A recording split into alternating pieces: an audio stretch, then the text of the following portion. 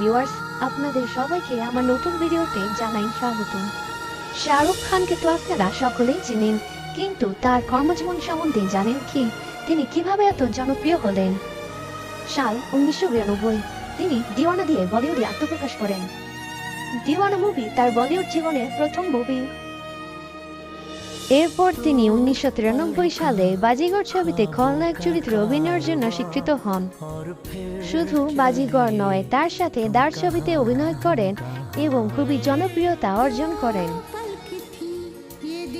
এরপর 1995 সালে দিলওয়ালে দুলহানিয়া লে যায়েঙ্গে এই মুভিটি করেন, যা সবার মন ছুঁয়ে যায়।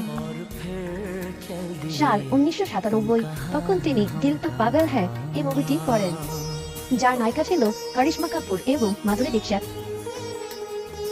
এরপর আসে আমাদের সবার প্রিয় কুছ কুছ হোতা হ্যায় মুভি। এই মুভিটি 1998 সালে করা হয়। এই মুভিটি এমন কেউ নেই যে দেখেনি। মোহাব্বতে এই মুভিটি 2000 সালে করা হয়, যার নায়িকা হিসেবে অভিনয় করে তিনি হলেন ঐশ্বরিয়া রয়।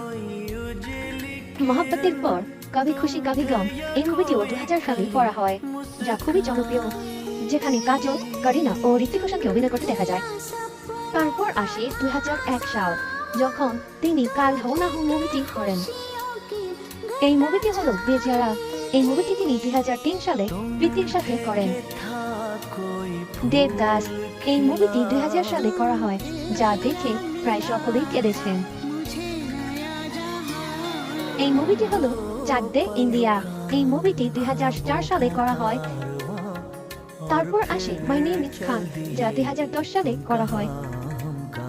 এর মাঝে দুইটি ছবি ছিল, যা 2007 সালে ওম শান্তি ওম নামে পরিচিত। আরেকটি হলো 2008 সালে রবনে বানা দি জোড়ি। চেন্নাই এক্সপ্রেস, যা 2013 সালে করা হয়। তারপর আসে 2014 হ্যাপি নিউ ইয়ার ছবির মাধ্যমে তারা আবারও জনপ্রিয়তা অর্জন করে। পাঠান মুভি, যা 2023 সালে করা হয়। তার সাথে আরেকটি মুভি ছিল, যা জওয়ান নামে পরিচিত। এই মুভিটিও 2023 সালে করা হয়, যা খুবই জনপ্রিয়তা অর্জন করে। ठीक है, तेरे को जाना है तो जा, लेकिन देखना मैं भी ना खाना खाऊंगा, ना वर्जिश करूंगा, और कोई गंदी सी लड़की देख के उससे शादी कर लूंगा। আশা করি আমার ভিডিওটি ভালো লেগেছে। ভালো লেগে থাকলে অবশ্যই আমার চ্যানেলটি সাবস্ক্রাইব করুন। ধন্যবাদ।